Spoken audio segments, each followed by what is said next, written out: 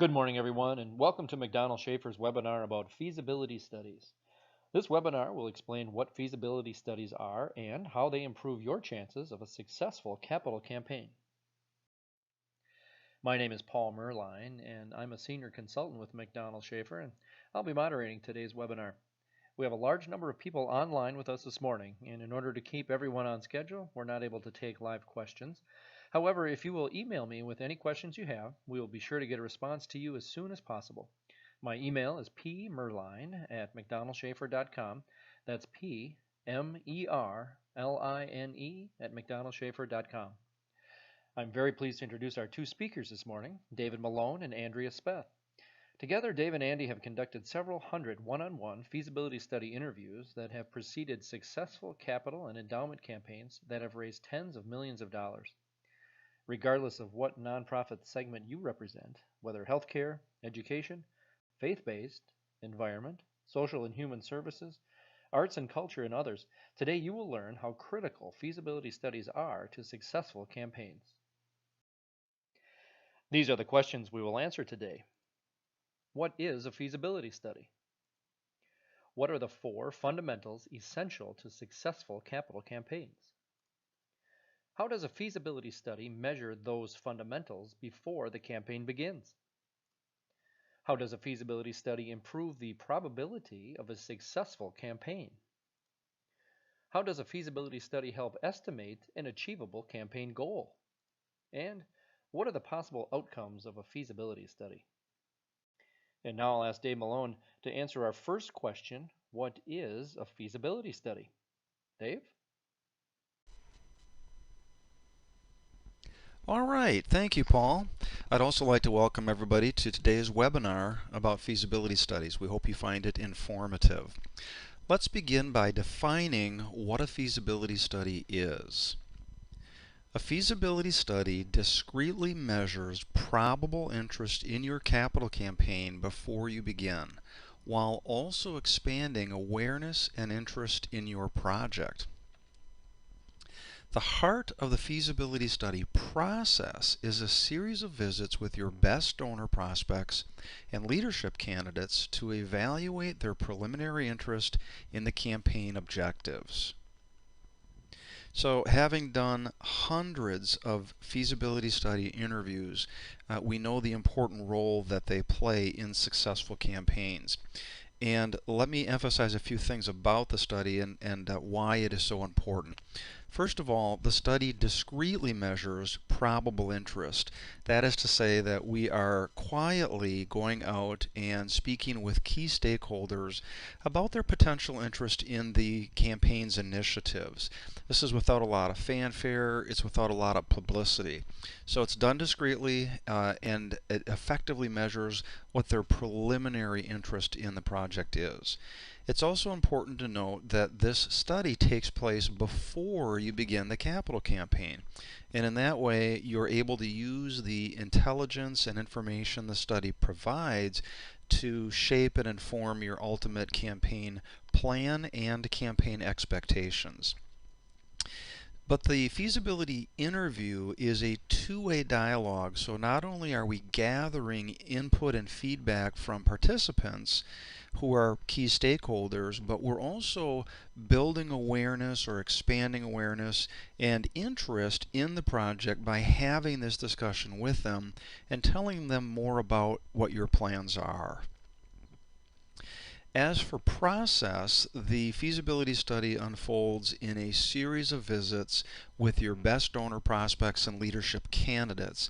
And what's important here is that we're primarily interested in talking to your key stakeholders who can make a difference in the potential of your campaign. So this is in contrast to a broad-based marketing kind of study where you're trying to get a wide cross-section of opinions. In this case, we're primarily interested in the opinions of major donors and volunteer leadership that will be so essential to a successful campaign, as you'll see more about in a moment. And the idea, of course, is to evaluate their preliminary interest in the campaign so that you can use that information to set realistic goals, objectives, and expectations.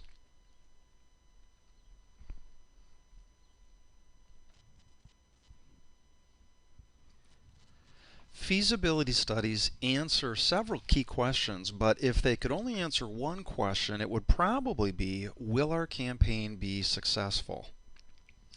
In our experience, we found that what makes nonprofit leaders anxious about capital campaigns is this question: will this work or will we fail?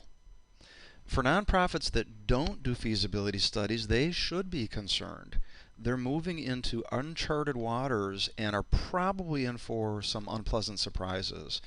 But nonprofits that do conduct feasibility studies will gather vital information about the campaign's potential, and they'll enjoy a confidence that their campaign will succeed. Let's talk a bit about where the feasibility study fits into the overall campaign experience. So for many nonprofits that are preparing for a capital campaign, the first step might be a development assessment. This is where they take an objective look at the current development program and ask what's working and what's not. This might lead to some adjustments and improvements in the development program, and that's good because that's the basis of the organization's fundraising. One thing you can be sure of is if your organization has weaknesses in its development program, a capital campaign will only magnify them. The next step is the feasibility study that we've been discussing. And as we've already talked about, the study will find out what your best donor prospects and leadership candidates think about your plans before you begin the campaign. And that will provide valuable intelligence that will shape your overall campaign plan.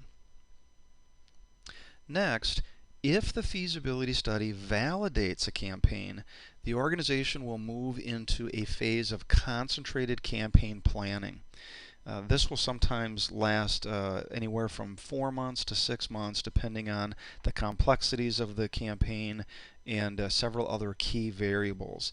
But it's in this phase that all of your communications are developed, your volunteer leadership team is recruited and trained to do fundraising.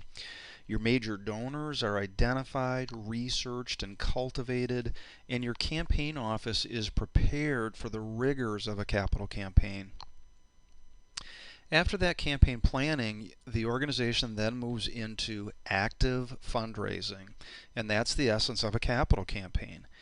This active fundraising could last just 12 months. Other times it can last 2 to 3 years, and sometimes even longer depending on the ambitions of the campaign and market conditions and what you might be encountering as you're encouraging support from your constituents. So that's where a feasibility study fits into the overall campaign process. All right, next let's discuss the 4 fundamentals of all successful campaigns. And we have planned and tested and directed dozens of such campaigns for tens of millions of dollars. And we know from that experience what it takes to be successful. So the 4 fundamentals of all successful campaigns are an appealing project, bold leadership, donors, and in particular major donors, and fourth, a campaign office to undergird all of the campaign activity. So to provide an illustration, imagine that you are a part of a hospital planning to build a new hospital or a major expansion and renovation for the hospital in your community. So that would be the appealing project, and that's the first piece of the puzzle. The second piece of the puzzle is bold leadership, and that is to say the group of volunteers who gather around the project and around the organization to help it do fundraising. So they're going to be using their connections to reach out to potential supporters. That's the second piece of the puzzle. Potential supporters or major donors is the third piece of the puzzle. And we want to emphasize here how important it is that you have adequate numbers of donors or donor prospects, in particular major donor prospects. So those are the 3 pieces of the puzzle, and then the activity that takes place is usually in one visit or sometimes more. The leadership, who preferably knows the major donors, will reach out to them, begin a dialogue with them about the organization and its impact today, as well as the impact it could have if the project it's considering is successful. And ultimately that dialogue with those donors will culminate in an appeal being asked, inviting their support for the capital campaign. Hopefully the major donors are going to respond with a gift decision of yes, and they are going to support the request and support the capital campaign. So if you understand that basic interaction and that basic transaction, then you really understand the basis of capital campaigns, because it's this same relationship and same transaction that is simply repeated dozens and dozens and sometimes hundreds and hundreds of times during a capital campaign. So this is the DNA of a successful campaign. Since we know that those are the 4 key variables of successful campaigns, doesn't it make sense that those would then be the 4 variables that we would test during the feasibility study? And in fact, that's exactly what we do. Let's go just a little bit deeper on each of those variables. So as you consider your own project, these are some of the questions you'll want to be asking to see if it meets this test of being an appealing project. First, is the project relevant? Even if it matters to you, does it matter to your donors? Can your donors understand how it will help you fulfill your mission? Is it compelling? Is there something exciting about it? Is there something novel about it? Does it inspire? Do you need to raise money to pave a parking lot or update bathrooms? Or are you raising money for a new cancer care wing at the local hospital? Those projects have different kinds of motivations and they inspire in different ways. Is it urgent? Is your project something that must be done soon or in the near future? If it's something that can wait months or even years, donors are going to be less inclined to make gifts now. It just doesn't have an urgency to it. The next measure that you'll want to consider is bold leadership. And the kinds of attributes you're looking for in your leadership team are they committed to the mission and to this particular project? They're going to need to be in order to be engaged, involved, and effective. Second, are they known and respected in the community or within your constituency? That's important because if they are, then you can leverage their credibility in association with your project. It'll be a stamp of approval to potential donors. Third, do they have time to serve? Fundraising is about outreach and interaction with potential supporters, so your cabinet members will have to have some time to devote to that. Fourth, are they willing to fundraise? Not everybody is, and so you'll want to clarify with them whether that is in fact something they are prepared to do. And finally, are they major donor prospects themselves? And ideally they would be. Now this isn't 100% required. If somebody meets all of the previous attributes, they can be very effective for you if they're committed and connected and capable fundraisers. But it's a plus if they, in addition to those attributes, can also be major donors themselves. Speaking of major donors, this is the third variable, and these are the things that you'll want to be aware of. When you consider who might be a major donor to your campaign, your potential supporters need to share 3 common attributes. Number 1, they have to have money in order to consider a major gift to your campaign. Second, they need to be charitable. Not everybody that has money or wealth is charitable or charitable in substantial ways. And third, they have to be interested in your mission and in your project. If they're not, but they are affluent and charitable, there's unlimited other types of organizations worldwide that they can give charitable gifts to. So they need to have money, they have to be charitable, and they have to be interested in you. So it's the person or people that meet all 3 of those conditions that are really your best major donor prospects. If any one of those is missing, it calls into question whether these are legitimate donor prospects and certainly major donor prospects. All right. Also, to emphasize how important major donors are, I would share with you a common adage in our business, and that is that major donors make or break campaigns. And this used to be referred to as the 80-20 rule, where 80% of the gifts come from 20% of your donors, your top donors. Some today say it's closer to 90% and 10%, meaning that 90% of your support comes from just 10% of your donors. And we're certainly seeing in our experience that those ratios hold true. In fact, let me illustrate that. We recently completed a $5 million campaign for a hospital, and they ultimately had 800 donors. What do you think the top 10% of their donors provided for that $5 million campaign? 86% of the $5 million was provided by just the top 10% of the donors. So with 800 donors, that would be 80 donors. 80 donors provided 86% of the $5 million total. The other 90% of the donors, so 720 some other donors, provided the balance, but that was just 14% of the goal. Now, these are both important, and that's important to recognize and acknowledge that. But if you don't get to 80 to 90% of your goal from your top 10% of your donors, you'll probably struggle to get to your goal with the balance of your constituency. We could show you graphs like this all day from other campaigns that we've directed, but the ratios really hold true, and they would be very similar to this single example.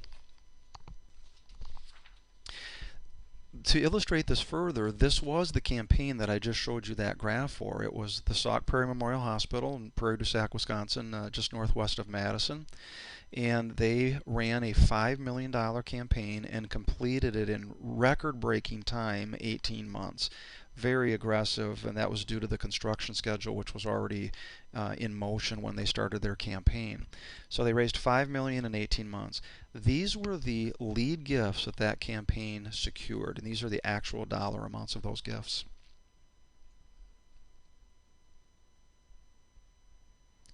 So those are pretty significant, especially for a more rural community like Sauk Prairie is. But the bottom line here is that those gifts provided $3 million of the $5 million that was needed, and that was 60% of their goal. Very significant. They would not have gotten to their goal had it not been for those lead gifts.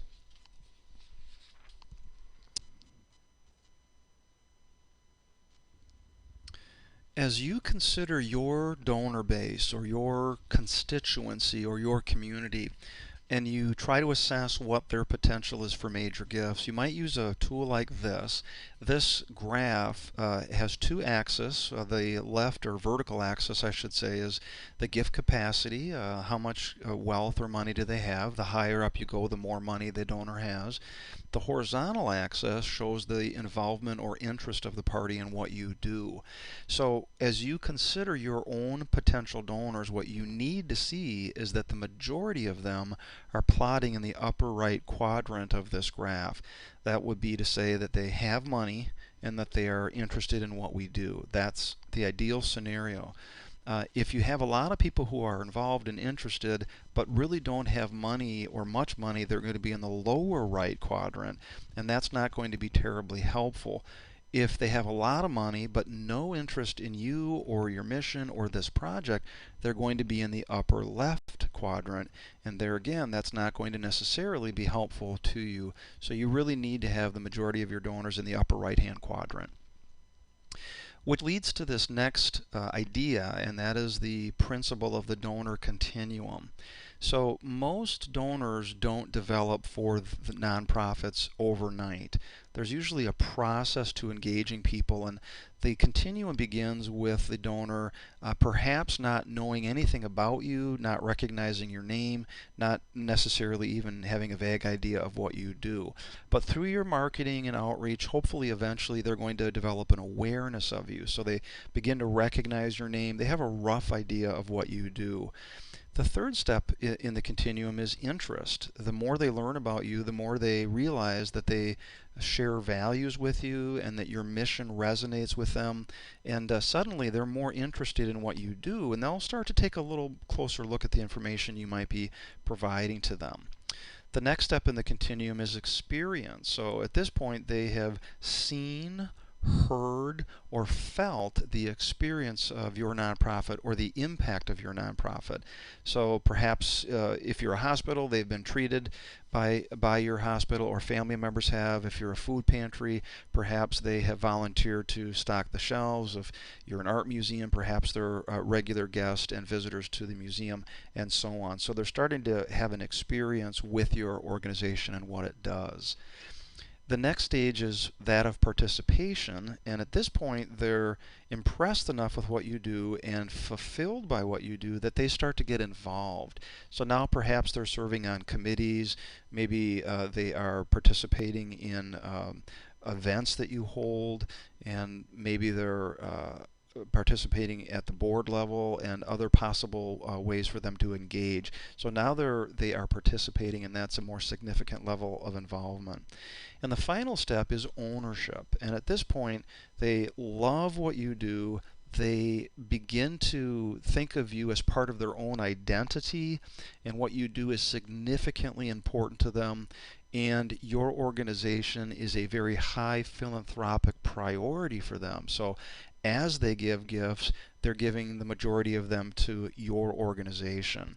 And the next idea here is that typically you're going to see increasing support at each level of this donor continuum. But notice that you don't see support on the left half of the continuum, or at least limited support. So the idea here is to be realistic about who might be a legitimate major donor prospect for your organization. Now, I can tell you that people who are brand new to your organization, have no history with you, have not supported you before, might make a major gift to your campaign because they're so inspired by what you're doing. And we have seen that happen. However, it's rare, and you shouldn't bank on that. The fact is that the majority of support you'll get for your campaign will probably come from people who are already supporting you. And naturally, the further to the right they are in this continuum, the easier it will be to encourage their interest and the more likely they are to support you.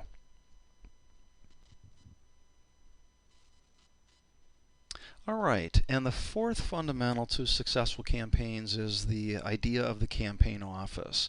You see that in the lower left-hand corner of the slide, and it supports and undergirds the other remaining variables, including communications, leadership, donor development, and overall active fundraising. So the campaign office is not the most exciting part of the process, but certainly very important.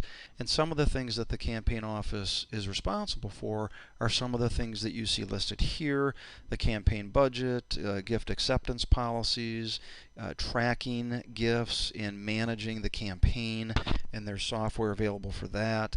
Developing campaign reports to keep all key stakeholders apprised of overall progress and challenges, doing prospect research so we know what we might ask a potential supporter to consider, developing proposals, in particular grant or foundation proposals, and much more than we can possibly list here. What's important to be aware of is that the campaign office is every bit as important as the other fundamentals that we've talked about today. Paul?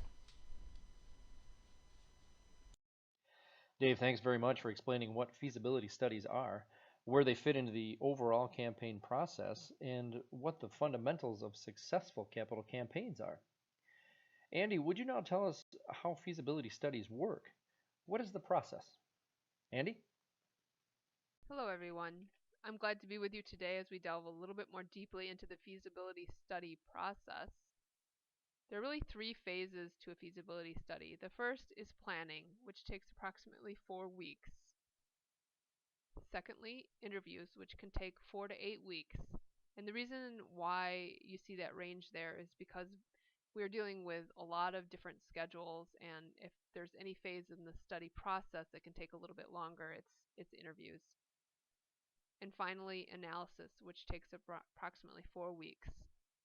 So all told, the entire feasibility study process takes approximately 12 weeks, give or take. And now let's take a look a little bit more closely at each of these phases.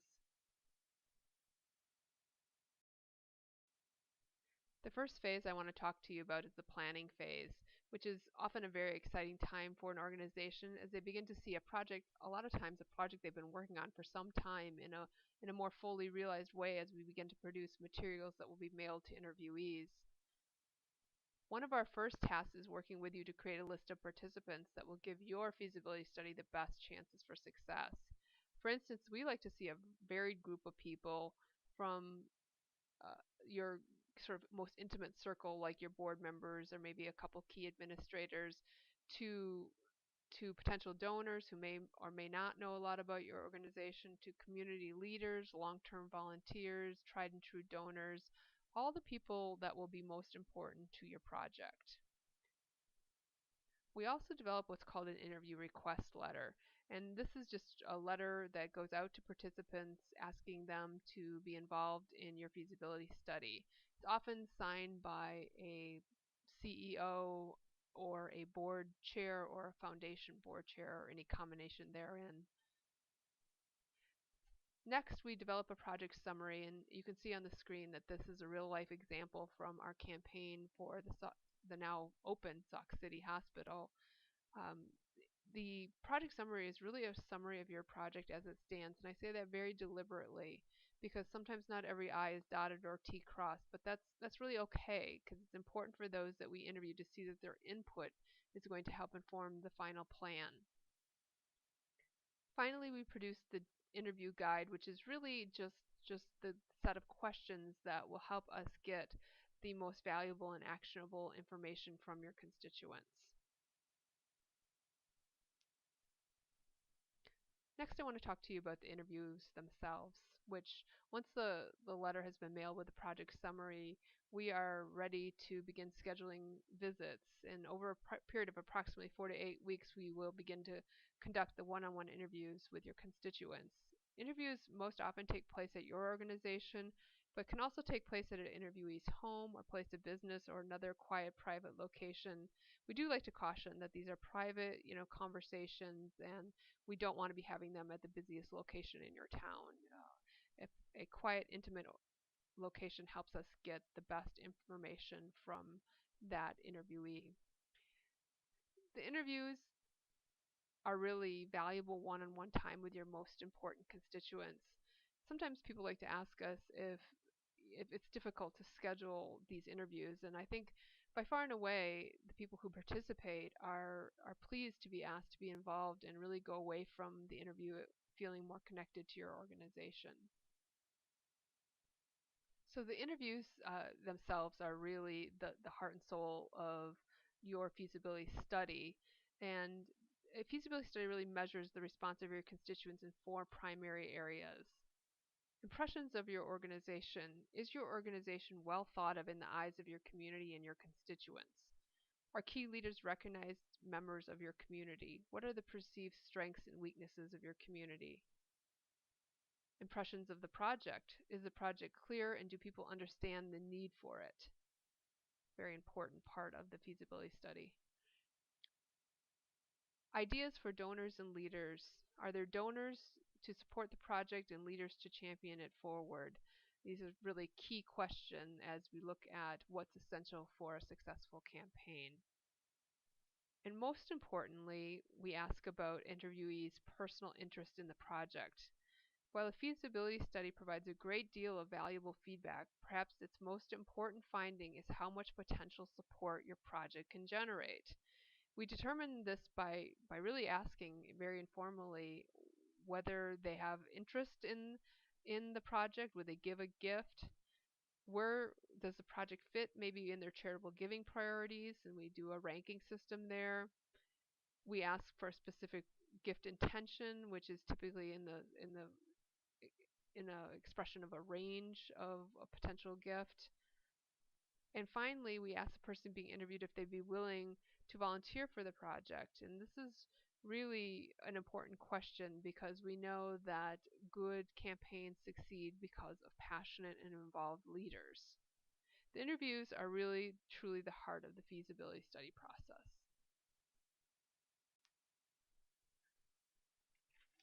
Once your interviews are completed, we really come to the phase of the feasibility study process. It's called analysis, and it's kind of a departure from the really exciting, active interviewing process, and it's much more a quiet part of the process as we take all the information that's been provided, compile it and analyze it, and develop findings and recommendations.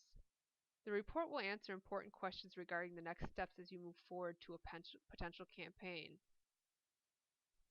through a comprehensive report that will have more information than you probably can even imagine at this point in your learning about a feasibility study process. It's really surprising how much information is given during the feasibility study process. But perhaps the most important is the campaign advised? And if so, what is your recommended goal? There are really three possible outcomes to a feasibility study, and oftentimes we like to use the analogy of a stop and go light. A green light finding means to proceed. Everything looks favorable for your organization to reach its goal. The project is understandable and deemed important. There are leaders to champion the project forward and donors willing to support it. It's a green light. All systems go. Yellow light, make adjustments, then proceed. Some elements of your project might require further consideration. There may be some vagueness that needs to be adjusted. There may be a shortage of donors and leaders that needs further consideration before a campaign is launched. So it's a yellow light, a cautionary finding. And finally, stop, don't proceed. Your project is unclear to your constituents, it lacks leadership and potential supporters, and other factors may also be influencing feedback. Over our years as a firm, doing dozens of feasibility studies, we can tell you that we've had to deliver each of these outcomes. It is always so much fun for us to be involved in a project that is a green light. It's well received by their client's community and deemed important. Conversely, it's very difficult to tell people who have put their heart and soul and a lot of time into planning that their project lacks essential support needed for success. No matter what the outcome, each of the organizations we've worked with moves forward from a feasibility study in a much more informed way. So in summary, I know we've talked about a lot of things involved in each of these phases. A feasibility study is really an investment in your project. It's due diligence. It's not unlike a lot of times when we're working with boards, it's easier for them to understand that due diligence is always done around site planning or architectural consulting or financial scenarios. And really, this is no different. It's fundraising due diligence.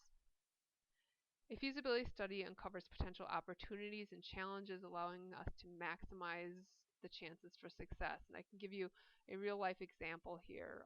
When we did the campaign, the feasibility study rather, for the Sauk City Hospital that Dave talked about earlier, it was a $5 million goal in 18 months, so very ambitious.